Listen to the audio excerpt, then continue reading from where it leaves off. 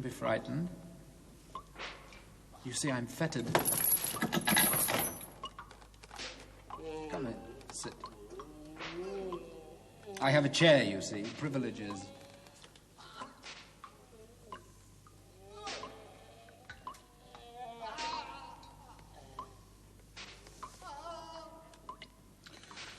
You want to know why I'm here? A man of my advantages. Well, I'm not mad. Don't imagine me to be mad. I'm not one of the rabble here who kill like dogs from greed or anger. I'm a victim. One of the many uncounted victims of the imp of the perverse. Think what brought you here. You don't want to be here. You look uneasy. As if you'd like to call for the warder. Where do you go? You've no duty to be here. You owe me nothing. You're not my friend. You know that you're going to hear unpleasant things. Things that you'd rather not think about. Things that might make you doubt those who are closest and dearest to you. Consider. Horrible things. You'd be happier safe at home in bed. You see, you stay. Because you have no reason to. You listen because you feel perverse, yes? And yet no school of philosophy will admit that this perverseness is an innate and primitive principle of human action, one of the most fundamental. But you don't want metaphysics, do you? That's not what you're here for. You like stories, I suppose. Well, hear mine. And see whether you like that.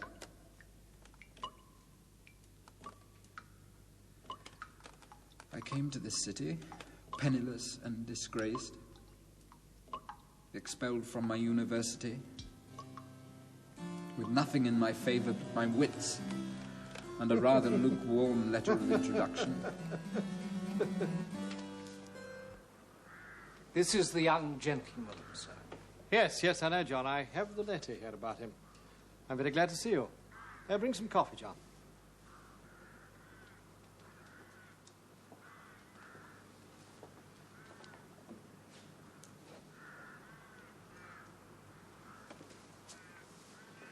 It's a damn strange letter of recommendation, too. I've seen indictments with more extenuation in them. Now, what do you say to that? If I'm wasting your time, I'll go. I'm sorry to have inconvenienced you. Hold on, I've made no decision. I want to consider you seriously. I wouldn't want to think I'd been brought here for your amusement, or for the entertainment of your family. I wish to talk to you. I brought you here because I'm interested in you. Because I should like to be able to help you. I'm very grateful.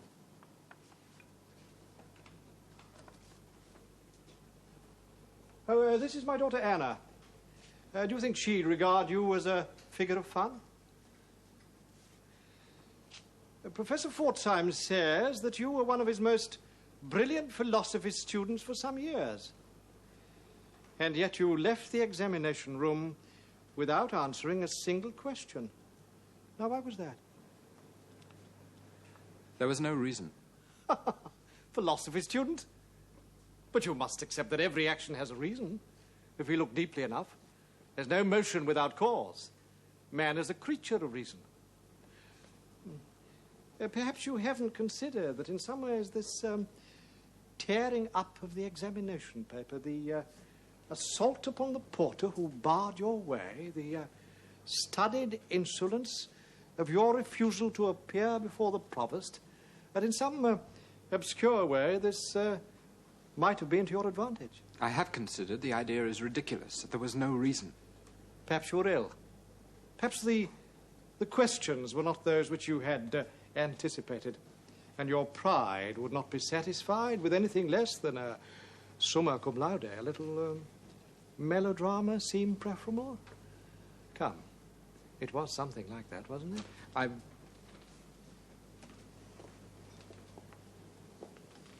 Thank you. My servant's name is John. He sells me his labor, but he's his own man. Aren't you, John? I am, sir.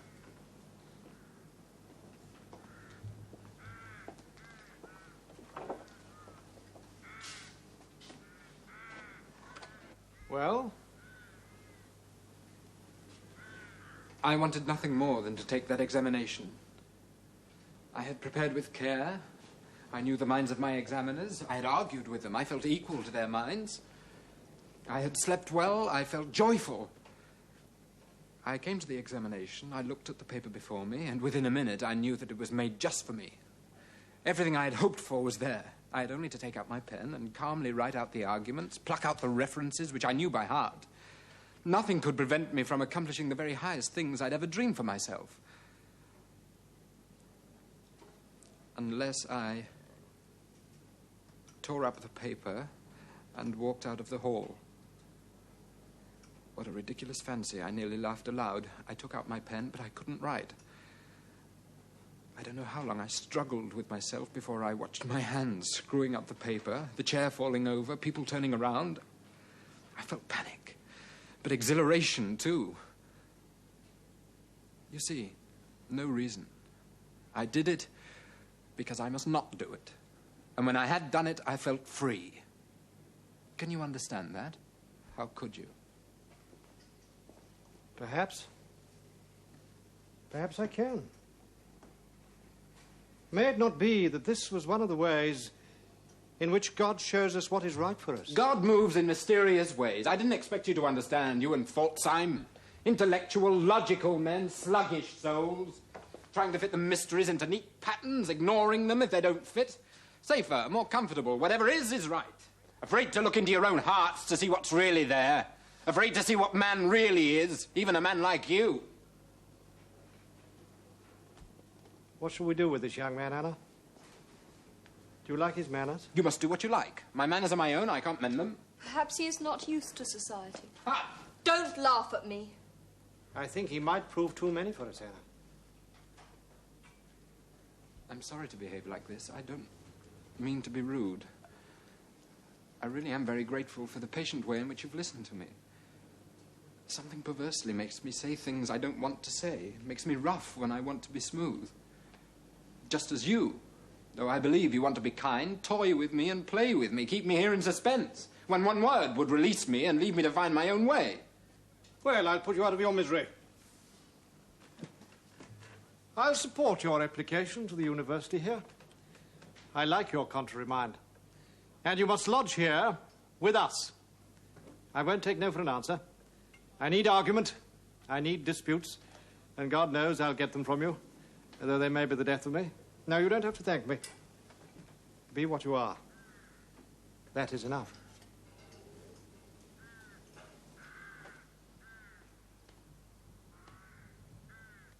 After so nearly ruining my chances again, I'd entered a time of complete good fortune and happiness.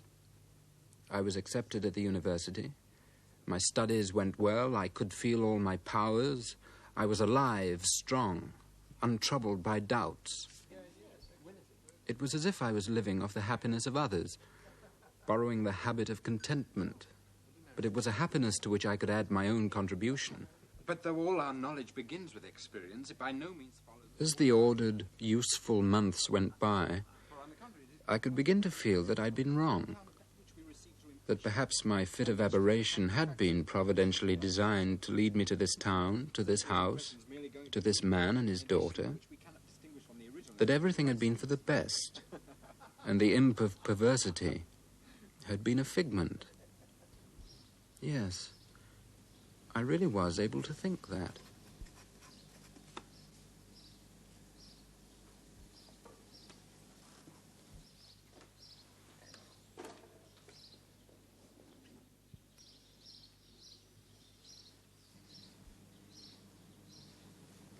What a strange look. You must think I'm a fool the way I spend my time. No. Should I? I play with the cat, I embroider, I play music. What a trivial life it is. Are you happy all the time? Yes, I think I am. I'm happy just to look at Rupert or touch his fur. Is that wrong, do you think? Should such small things content me? No. I wanted to ask you, Have you never felt a contrary impulse to do just what you shouldn't do? Against your will, against your interests? You might stand on a cliff. You might peer over, become sick and dizzy. You want to back away, but you stay and you think, what would it feel like to fall so far? And having thought that, nothing like that. I did. There was once. I've never told this to anybody. When I was a little girl, I walked with my father round the city walls, where they're high and have no railings. He held my hand and I was safe. Then we stopped, and he let go my hand and stood just behind me, and I thought... What? What did you think?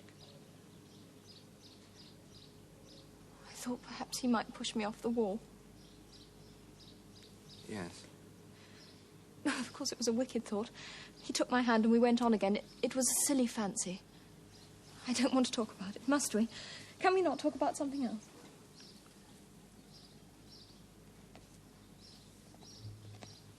I could understand you when you talked about your examination.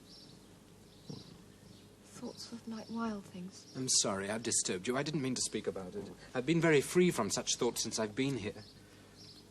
I'd hoped to escape them forever. You must resent me. Why should I? For invading your happy little house. I've taken so very much here and given so very little. I think I'm a wretch. No, that's not so. I was very happy before you came to stay with us. But I'm happier now. Because you are here, you see. And if you were to go away, I could not be contented with what contented me before. You won't go away, will you? I've grown so very fond of you.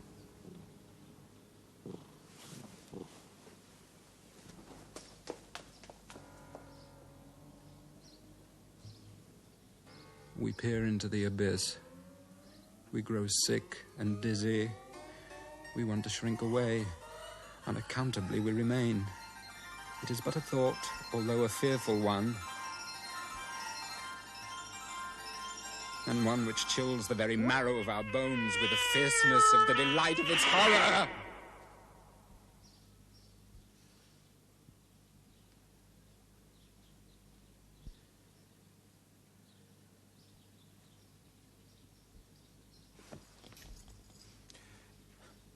Damn cat scratched me, see?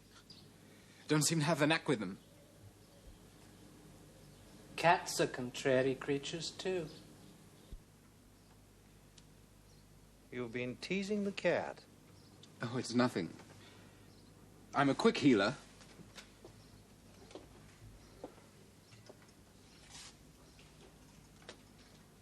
I often wonder why you choose to use this room. It suits me. Why should I not? You have to spend half your life in a cramped, poky little bedroom, a chamber a servant might use. Narrow, confined, remote, stuffy, while airy rooms stand empty. I need to sleep and to think. It holds a bed, and as for the rest, well, the room may be narrow and confined, but the thoughts may roam free enough, without any confines. Oh, I know men enough with large and airy rooms, and their minds are large and airy rooms too, empty, echoing, deserted chambers. It has served me well enough. Pompous old fool! Forgive me, I didn't mean... But I am a pompous old fool often enough. I've seen you think it before. Why should you not say it? Forgive me. I enjoy it. Forgive me. Let's hear no more about it. I want to hear about your seminar. Oh, that. I could have cracked their heads together. A pretty piece of work, they said. They said I showed a fine wit. Brilliant, they said. Pretty hard on you, were they? No, no. But they wouldn't accept that what I wrote wasn't a game. It was an attempt to find the truth about our nature. Philosophy's a game. Embroidery, patterns. They want to embroider philosophical scrolls all their lives to protect them from the truth. All of them? Yes, all of them. Phrenologists, too. Oh, it sounds like science, but they take the same weary old ideas. Lo, in the beginning, the deity gave us an instinct for self-preservation. And this he placeth in this part of the head here. Feel the bump. Very good. And this bump here, why, that's the bump for moral sentiment, and it's all invention. They make it up, embroidery. But you're speaking now of distinguished men. You're speaking of old friends of mine. I'm speaking of you, too. I think you fall into the same error. When we want to know about a fish, we don't sit back and think what the deity intended the good little fish to be. We look at the fish. One day there'll be a science of man that will look at man as he really is, to see what he habitually does, and find that half his actions have no good reason connected with the deity or anything else. See him as a lost, wild, self-destructive, self-tormented creature, too pitiable to be dangerous to anyone but himself. And then, having seen this, we may come to realize that this, too, is part of a plan in which he might learn his proper place. Oh, God, are we to hear more twaddle of God's mysterious ways? If I choose!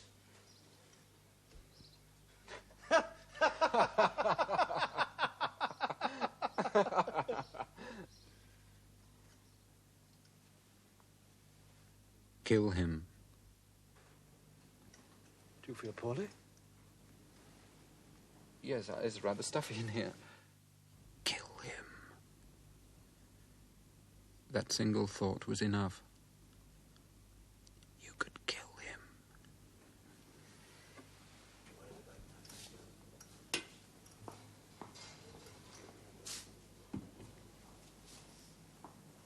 The thought would not leave me.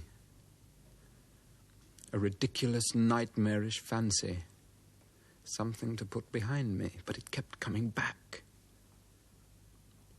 Kill him. You could kill him. Stupid as well as wicked. Together we were happy. This lovable man was the first who would really listen to my thoughts and accepted their uncomfortable truths. He was generous. I would have nothing to gain from his death. And yet, kill him. I would allow myself some minutes every day to muse upon this imaginary murder as a kind of game, idly reflecting on the means to effect the perfect, the undetectable murder. Poison. You could kill him with poison. What? Are you dreaming? Come out and walk in the garden. The sun's shining. Come on.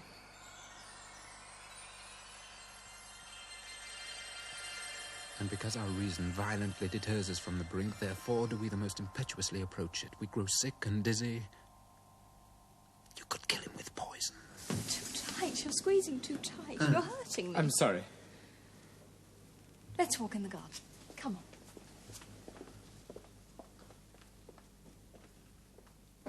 And idly reflecting, as a kind of game, I at length found the answer. Now I am to tell you about an accident that befell Madame. When the maid came to wake her on Sunday morning, she was found near dead, having been accidentally poisoned by a candle. And the room very close and snug, and it being her way to leave a light burning all night. Well, the room may be narrow and confined, but the thoughts may roam free enough. Accidentally poisoned by a candle. Just a game. The thing could be done. Now I could throw it away and forget about it. Nicholas, a little celebration. Now, you've been here a year today.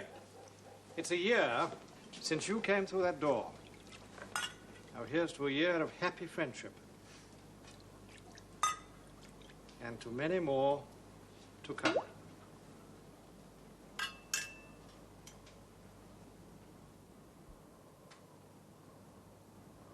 Excuse me.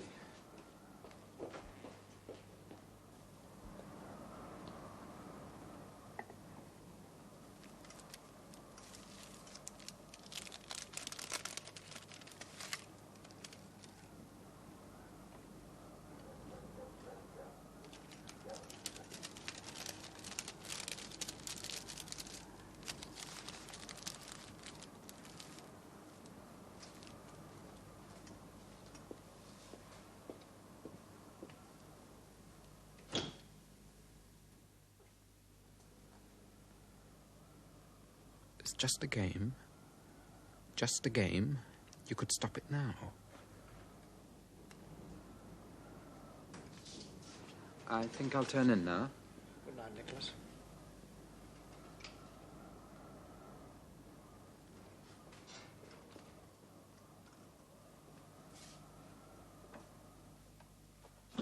Just a game. Just a game. Stop it. Now.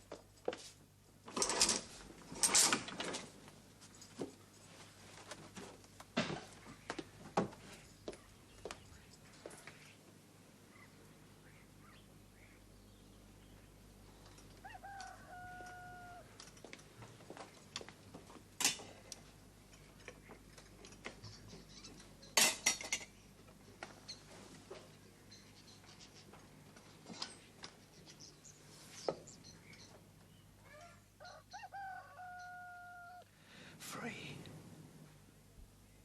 My master's dead! My master's dead!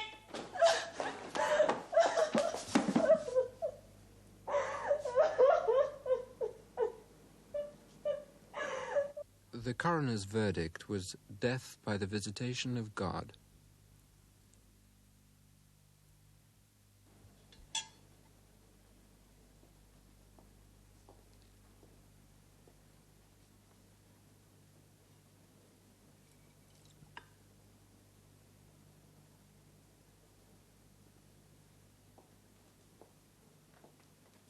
I was safe.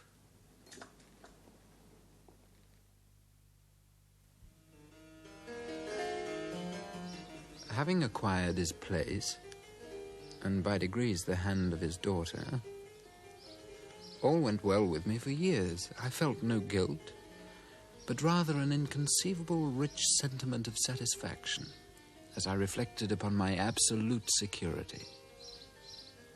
I could not possibly be detected. I am safe. I am safe. I am safe.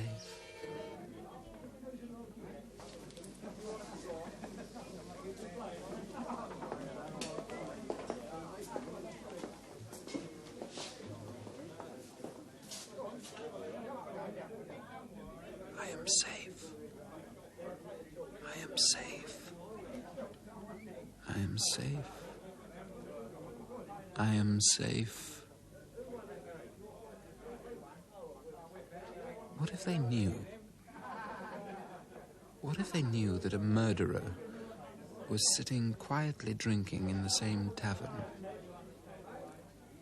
Respectable tradesmen, dull, lumbering souls, without the curiosity to open a book or search a human face, quiet folk who mind their own business. What if they knew? No one can know. You will know nothing, and you will know nothing. And you, John, you will know nothing. I am safe. I am safe. Sir, I am an unfortunate tradesman, a man in a good way of business like yourself, who lost everything I possessed in the world in a disastrous fire. Thank you, sir. Thank you kindly. You can see that I'm not in the way of begging my bread. I am safe. I am safe. Yes. Unless I confess. We stand on the brink of a precipice. We peer into the abyss. We grow sick and dizzy.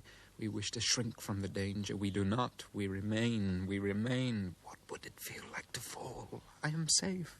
I am safe. I am safe. Yes. Unless I confess. What? I said, did you know the letter from Dr. Scott was still in the hall? Yes. Aren't you going to reply to the poor man? No. I don't know.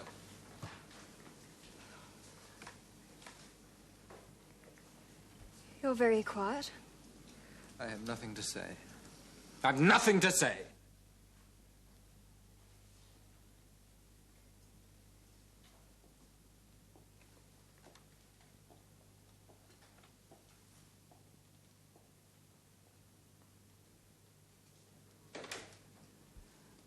I'm a little tired.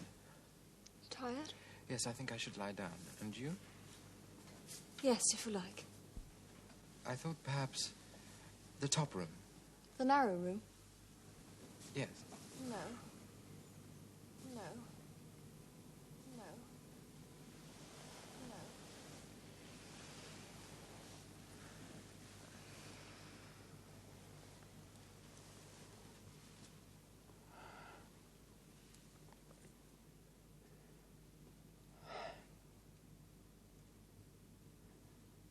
I'm safe.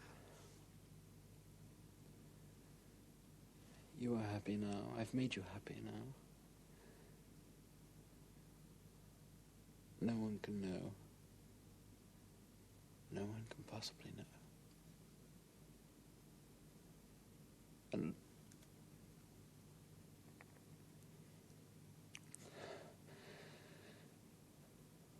I didn't feel guilty. I didn't want to save my soul. I'm happy. I'm secure. I'm safe. What's happening to me? I'm safe. Unless I confess. Save me. Save me. We stand on the brink of a precipice. We peer into the abyss. We grow sick and dizzy. We wish to shrink from the danger. We remain. But a thought. What would it feel like to fall so far? I have something to say. I have something to say! I am the murderer of Dr. Ernest Beckman, in whose house I now live, whose possessions I now enjoy. The murder was effected by means of a poisoned taper, the remains of which I have here. Look at! I am free. I am free. Today I wear these chains, and I am here. Tomorrow I shall be fetterless. But where?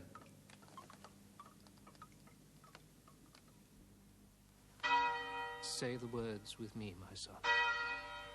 Say them with me. Our Father, which art in heaven. Say them with me. Our Father, which art in heaven, hallowed be thy name. Thy kingdom come, thy will be done on earth as it is in heaven. Give us this day our daily bread.